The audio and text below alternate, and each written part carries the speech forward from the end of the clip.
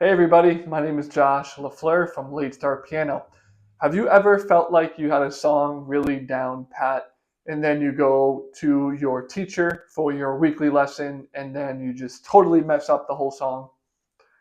I know if you have a teacher and you have been going to them for a little while, this has definitely happened to you because it happens to everybody, myself included.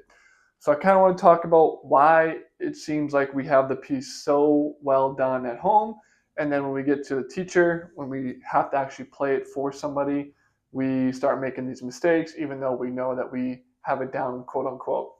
So first point is if that's happening to you, if you get to somewhere in public or you try to play it for your teacher in your lesson and you mess up, that means you don't actually know it as well as you think you do.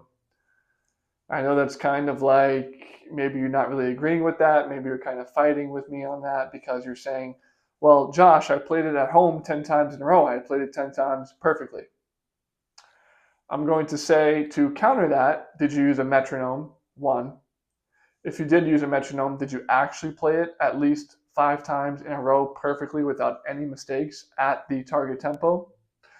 Usually one of these two things are missing. Or a third thing could be you have 90% of the song down. This is very common as well. You have almost everything down pat in the song, but maybe there's one or two measures, there's a certain spot in the song that you don't have as well as the rest of the song. And what happens is when you start getting to that problem section in the piece, you know mentally that you don't actually have that specific section down as well as the rest of it. And you start either overthinking or you don't think enough and you don't look at the sheet music and you try to play it instead by memory. But because you haven't played it enough, you don't have it memorized or you don't have it under your fingers yet. So even if you're trying to read the sheet music, you're still making those mistakes. I find that that is probably actually the most common is there's a certain section of a song that either you just don't like, you're not understanding it, you're not quite grasping it for whatever reason. So we tend to kind of gloss over that when we're practicing at home, especially if we're not using a metronome, if we are just kind of playing it by feel, which is fine. But if you're supposed to be hitting that song at a specific tempo, and that's what your teacher is expecting, and you have never played the song at the specific tempo exactly, then when you get to your lesson, you haven't practiced it. So it makes sense that you're messing up. And again, especially if you have a certain section of that song that's not as good as the rest of it, if you have been skipping over that in your practice session and you've just been playing the parts of the song that you know really well, of course, when you get to your lesson and now you have that additional layer of pressure on you, you subconsciously know that you haven't practiced this part as much. So, of course, you're going to make mistakes.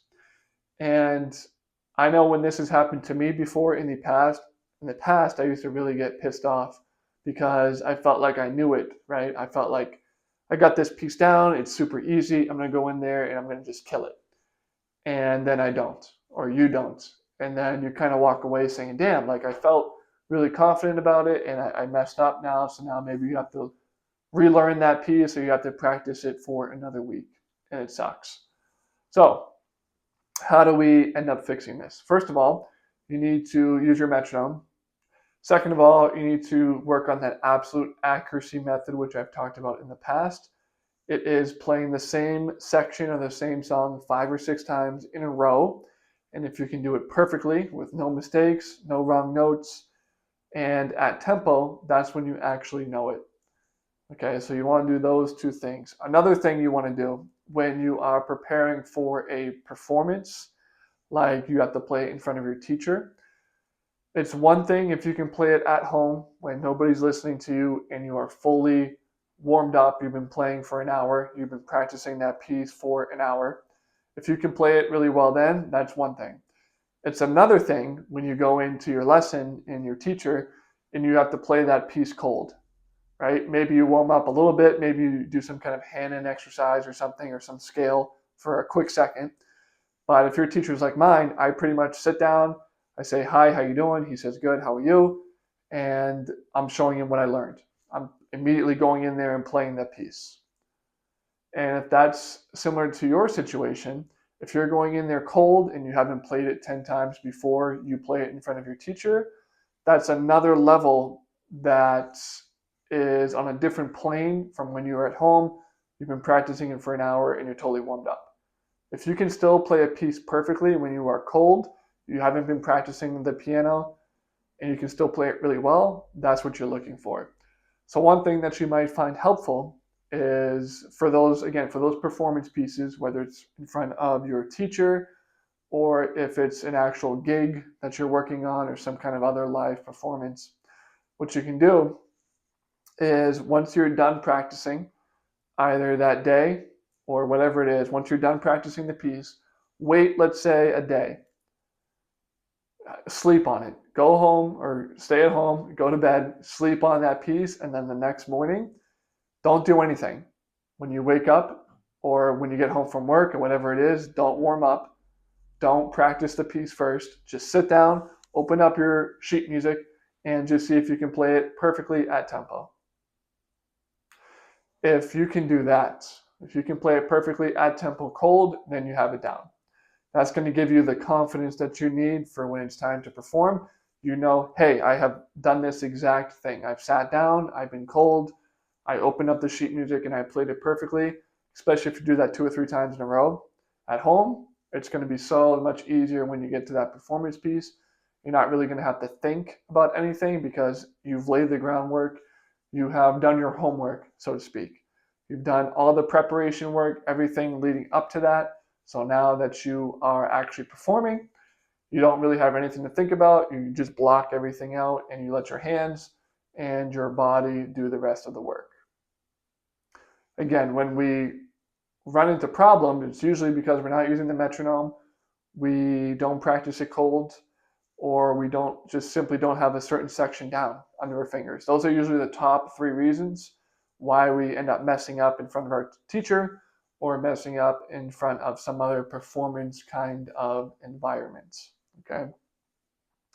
Especially if you're brand new, you haven't really taken lessons before, if you're kind of new to the whole lessons ordeal, it can be nerve-wracking to play in front of your teacher, especially if you, again, like I said, you haven't done it before, you haven't really played in front of anybody else, and that's pretty much the only time that you play in front of other people is at your lesson.